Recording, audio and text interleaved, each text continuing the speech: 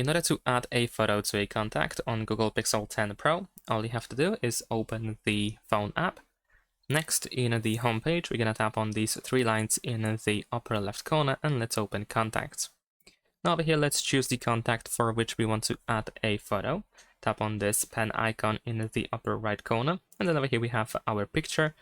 So we can tap on it over here in order to choose one of these options that we have available. So you can, for example, open the camera in order to immediately take a photo, or you can open a gallery in order to choose an image. So let's say I'm gonna choose this this photo over here.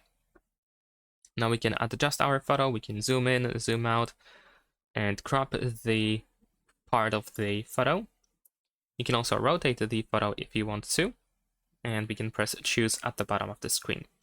Now we can press save in the upper right corner, and that is pretty much it. Thanks for watching, leave a like and subscribe.